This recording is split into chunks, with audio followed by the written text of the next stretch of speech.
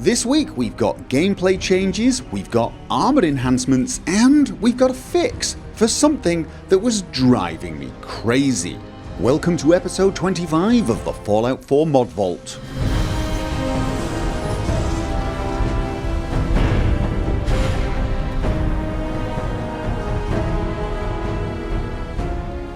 This is the Raider Power Armour, which is a very cool idea, but it is a little underwhelming. It doesn't provide as much protection as other power armour, it lacks certain of the gadgets, for example the jetpack, and worse than all that, there's no way to personalise it.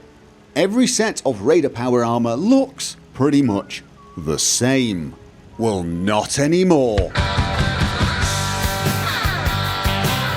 Thanks to the Raider Power Armour Chop Shop, we now have power armour worthy of a badass raider.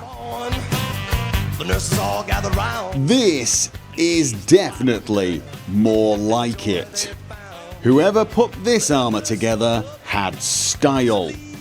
It's a sick, twisted and somewhat gaudy sense of style, but it's style nonetheless.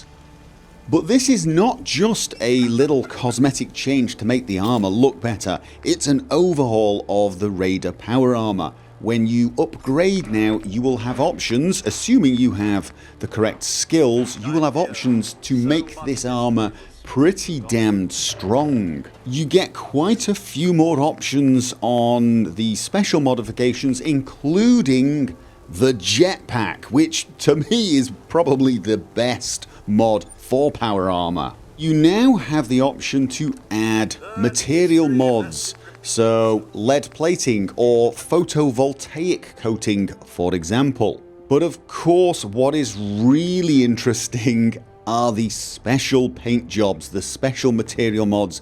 So for example, the one you've already seen, the detritus armour, which increases explosion resistance. The Rad Storm graffiti, which, you know, as you would expect, increases your radiation resistance. And my personal favourite, wasted graffiti. Because this is awesome. In Fallout 4, if you want a critical hit, you have to use VATS. And so if you're not a VATS player, you essentially have very little use for an awful lot of perks, and indeed the luck stat itself. But with a mod called Critical Hits outside of VATS, you get, well, a return to the old ways. You now have a small chance of getting a critical hit every time you shoot somebody. The chance of the critical happening is based upon your luck score, and you can actually increase that chance by taking perks such as 4-leaf clover. And on top of that, any legendary effects that fire on criticals will now fire outside of that if you get a critical. The damage that you get outside of that with a critical hit will increase with magazines such as guns and bullets, and vanilla perks such as better criticals. And the 5th rank of Iron Fist will paralyze your target for 2 seconds even when outside of that if you get the critical hit. The critical banker perk still seems pretty useless, and I'm not sure there's much you could do to make that friendly to a system that has criticals outside of VATS, but overall you now have a lot more incentive to invest in the luck stat and take some of the critical based perks. The only issue worthy of noting is that the little messages you get in the top left corner that tell you you've got a critical may not fire every time you get a critical, because there is a delay on those messages, so if they happen too quickly you will actually miss some. This is just a weakness of the messaging system, not the mod. The mod seems to work perfectly as expected. It feels pretty balanced. I got a reasonable number of critical hits, although not as many as I did when in VATS on my VATS character, and in general it just felt very natural. It felt very much like it did in Fallout New Vegas and Fallout 3. It's really nice to get the occasional damage boost, and of course seeing those freeze effects or the fire effects is pretty gratifying. The next mod is a simple little mod that may help those of you who are running out of carrying capacity. It's a mod that reduces the weight of any piece of armour that you wear. So, for example, if I open my Pip-Boy and look at the apparel and check out Maxon's battle coat, which is weight 20, when I wear it, watch what happens to the weight. It drops to 9.6. Now the amount the weight goes down when I'm wearing it is affected by the strong back perk. I happen to have 2 ranks in it. However, if I had further ranks, I could pretty much reduce the weight of the armour all the way down to 0. So if I had 4 ranks, any armour I wear pretty much does not weigh me down. It works for complete armour sets like the Corsair uniform. It works for things like the Silver Shroud armour.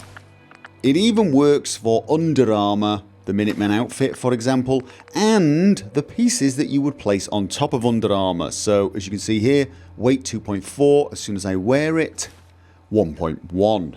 If you think 100% weight reduction is too much, there is a version that gives only 20% per rank and maxes out at 80%, and indeed there is a survival version which I believe only reduces the weight by 5% per rank of perk. A very simple idea that is going to appeal to people who want to wear heavier pieces of armour without it weighing them down as much, and of course it gives you yet more reason to take the strong back perk. Last week I covered a mod that allowed you to have any companion and dog meat at the same time, and was informed pretty quickly that there was already a mod that allowed that and much more. And so, in an effort to make it up to the mod author of that mod, allow me to introduce the Unlimited Companion Framework mod. And it basically allows you to have an unlimited number of companions. You can pretty much keep recruiting them, keep asking them to follow you, and they will do so. They behave as followers behave normally. You can still chat to all of them, talk to them, trade with them, no problem whatsoever. They will fight for you and of course carry your burdens, and if you've got a lot of followers, that is a lot of burdens, and in general act like a massive horde, getting in the way, obstructing your view, and just generally milling around. Obviously you probably don't want that many companions with you because it will get a little hectic, and I can tell you that if you go over the 15 companion mark, you can no longer have normal conversations with any that you recruit after number 15. You will get generic dialogue options. You still get the normal dialogue options for the first 15, but after that it becomes the generic dialogue. But I really cannot imagine that being a problem. I doubt many people will want to bring more than 15, and if they do, it's probably going to be lots of robot automatrons. Oh yeah, and you can bring automatrons as well. As with the mod I showed last week, there are no console commands needed for this mod. You just install it, and then whenever you go and chat with a companion, you get the option to ask them to follow. When you do so, it will no longer ask you where to send your old follower, although you may notice the odd conversation between the companions that they have when one is replacing the other. Don't worry, even if it sounds like your companion is being sent somewhere, they're not. They will hang around. And of course, once it gets a little too much for you, you can send some of them home. You can get rid of them because, you know, you need a little space. This is going to be a great mod for people who have 2 or 3 companions they really enjoy taking with them and just can't stand leaving one of them behind, or indeed for people who just like to take an army with them. You would think the biggest problem a settlement faced was horrific death at the hands of deathclaws and raiders. But I would actually say floating razorgrain was pretty high up on the list as well. I mean, if that doesn't drive you nuts, not a lot will. Well, worry no more, ladies and gentlemen, because the razorgrain has landed. Thanks to a mod that has made it into the hot files and deserves its place in the hot files section. A mod called No More Floating Razorgrain, which I guess I don't need to explain. I mean, it does pretty much exactly what it says. It puts the razorgrain back on the ground where it belongs and stops it from freaking out all your settlers. And that is all we have time for this week. But before we go, I would like to answer a question I have received a few times over the last few weeks, and that question is, will I cover Xbox One mods in this video series? And the answer is probably yes. If a mod may perform differently on different systems, I may mention that. If a mod is purely exclusive to one platform, I may mention that.